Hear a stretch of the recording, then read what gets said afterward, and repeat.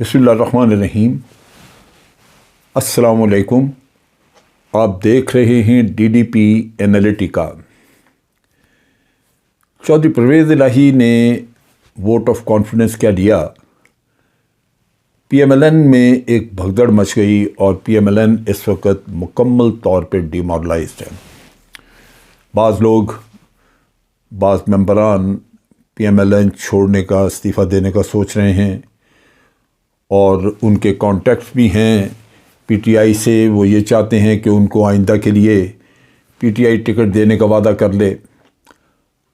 Girls ये कि एक शिकस्त जिसने कि वाज़े कर दिया कि पंजाब अब PMLN के हाथ से निकल चुका है। जो सूरत हाल अब बन रही है उसमें PMLN पहले तो कहती रही कि हम अपनी स्ट्रेटजी बताएंगे, करेंगे, लेकिन स्ट्रेटजी कोई ख़ास निकली नहीं। चौधरी परवेज़ इलाही ने कोई देर नहीं लगाई, उन्होंने फ़ौरन ही असम्बली को डिसॉल्व करने की समरी जो है वो भिजवा दी गवर्नर को। अब जो कानूनी माहिरीन है वो ये कहते हैं कि गवर्नर के पास कोई ऑप्शन नहीं है सिवाय इसके कि वो इसको असम्बली को डिसॉल्व कर दे। अगर 48 घंटे के अंदर अंदर वो नहीं करता तो फिर उस सूरत में असम्बली खुद ब खुद डिसॉल्व हो जाएगी। लेकिन इस काम को डिले करने के लिए PMLN ने एक हरबा इख्तियार किया। वो ये कि इन्होंने लाहौर हाई कोर्ट में एक पिटिशन दायर कर दी और पिटिशन इस बुनियाद पर दायर की कि ये जो असम्बली का डिसॉल्व करना है ये आइन के ख़िलाफ़ है, ये दुरुस्त नहीं है।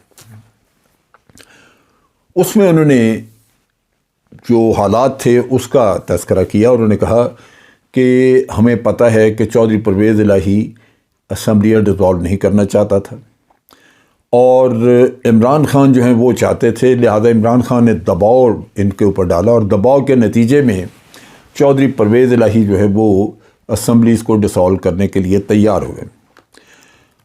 अब ये जो दबाव वाला किस्सा उसको वो फर्दर जो एक्सप्लेन करते हैं वो ये कहते हैं कि असम्बलियाँ जो हैं वो किसी की ख्वाहिश पे, किसी की अपनी सोच की वजह से डिसॉल्व नहीं की जा सकती, जबकि ये असम्बलियाँ जो हैं ये अवाम की खिदमत के लिए मौजूद हैं और अगर इमरान खान या कोई ख्वाहिश का इजहार करे तो उनकी ख्वाहिशात पे ये असम्बलियाँ कुर्बान नहीं की जा सकती। वो हालात को इग्नोर करते हैं। हालात का PMLN ने कोई ज़िक्र नहीं किया कि उन्होंने PTI के साथ क्या किया और PTI के साथ जो मामला बिगाड़े उसकी वजह से मुल्क का कितना नुकसान किया और कितना मुल्क के मफाद में है कि जो इलेक्शन है वो कराए जाएं। यानी असम्बली का डिसॉल्व करना, असम्बली को डिसॉल्व करके कोई खुशी नहीं है। दर हकीकत असम्बली का डिसॉल्व करना एक कदम है जिसके ज़रिए फेडरल गवर्नमेंट को मजबूर किया जा रहा है कि आप इलेक्शन कराएं। सो असल किस्सा वही है इलेक्शन का, लेकिन वो जो लाहौर हाई कोर्ट में पिटीशन है उसमें ये इलेक्शन का जिक्र नहीं, लेकिन ये जिक्र है कि जी असम्बलियाँ किसी की ख्वाहिश के मुताबिक ऐसे तोड़ देना वो तो कोई बात ना हुई। बाज़ लोग इसके ऊपर मज़ीद भी बात करते हैं। वो ये कहते हैं कि मसलन मैंने बाज़ वकला को सुना टेलीविज़न चैनल पे, तो वो आर्गूमेंट दे रहे थे कि जी असम्बलियाँ तो इस तरह नहीं तोड़ी जा सकती, इसलिए कि इधर इलेक्शन हो और 2 महीने बाद कोई चीफ मिनिस्टर जो है किसी वजह से नाराज़ हो जाए और वो उठ के असम्बलियाँ तोड़ दे। ये आर्गूमेंट कहने को थ्योरेटिकली तो आप कह सकते हैं कि 2 महीने बाद किसी ने असम्बलियाँ तोड़ दी तो फिर क्या होगा, लेकिन ऐसा है नहीं और ऐसा होता भी नहीं। आप जब असम्बली तोड़ने लगे तो आपने अपने मेंबर्स को, जो आपकी पार्टी के लोग हैं, पार्लियामेंट्री पार्टी, उनको कॉन्फिडेंस में लिया है, उनको तैयार किया है और उनको मुज़मरात समझाया, उनको बताया है कि हालात आगे बन क्या रहे हैं और अगर असम्बलियाँ नहीं तोड़ते तो क्या होगा और अगर असम्बलियाँ तोड़ देते हैं तो क्या फ़ायदा होगा।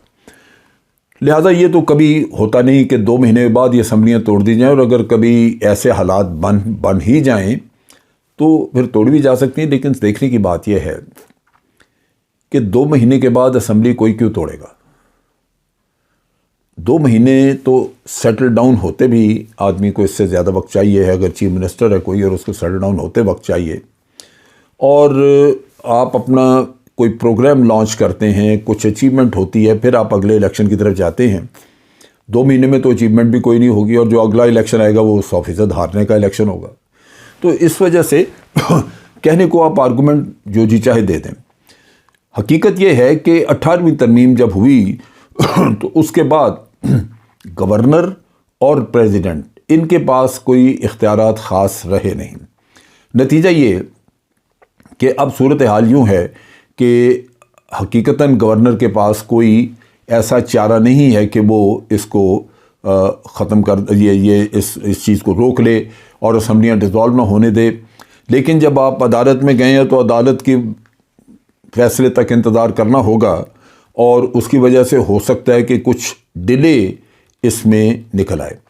دوسری طرف یہ ہے کہ جو پی ٹی آئی ہے وہ بڑا تیزی سے اپنا کام کر رہی ہے۔ انہوں نے فوری طور پہ کہا ہے کہ ہم حمزہ شہباز کو کنسلٹ کرنے ہیں، اس کو کانٹیکٹ کر رہے ہیں، اور ہم مشاورت کریں گے اس میں کیئر ٹیکر گورنمنٹ کی، تاکہ کیئر ٹیکر جو ہے وہ اپوائنٹ کیا جائے، کیونکہ اسمبلیاں تو ڈیزالو کرنی ہے۔ اب یہ ایک اگلا سٹیپ ہے، اور کیئر ٹیکرز کے اوپر لازماً مسئلہ آئے گا، اور یہ ہوگا کہ جو متفقہ دونوں سائیڈ کا متفقہ کینڈیڈیٹ، وہ عموماً اس پہ پرابلم آتی ہے، دونوں سائیڈز اپنے اپنے نام دیتے ہیں، اور ان کے اوپر اتفاق رائے جو ہے وہ بڑی مشکل سے بنتا ہے۔ پھر وہ پروسیس لمبا ہے، آپ کو اس پروسیس میں سے گزرنا ہوگا، اور الٹیمیٹلی پھر الیکشن کمیشن وغیرہ کے پاس جاتی ہے یہ چیز، وہ نامینیٹ کرتے ہیں۔ اب گورنر ہاؤس جو ہے اس نے جیسے ہی کنفرم کیا کہ جی ہمیں یہ مل گئی ہے سمری پرویز الہی کی طرف سے، تو 48 گھنٹے کا ٹائم وہاں سے شروع ہو چکا ہے۔ اب یہ ہو نہیں سکتا کہ آپ اس کو ڈیلے کریں۔ اگر لیٹ سے کل، ابھی تو لاہور ہائی کورٹ نے جو پٹیشن تھی اس کے اوپر اعتراض لگایا ہے، کیونکہ انہوں نے کہا کہ جی یہ جو سمری اس نے بھیجی ہے چیف منسٹر نے گورنر کو، اس کی کاپی آپ کو ساتھ لگانی چاہیے تھی، وہ نہیں لگی ہوئی۔ بہرحال وہ لگا دیں گے، جو بھی ڈاکومنٹ اس میں مسنگ ہے وہ لگ جائے گی، تو شاید اب منڈے کو جا کے اس پہ ہیئرنگ ہو۔ تو یہ 2 دن نکل گئے۔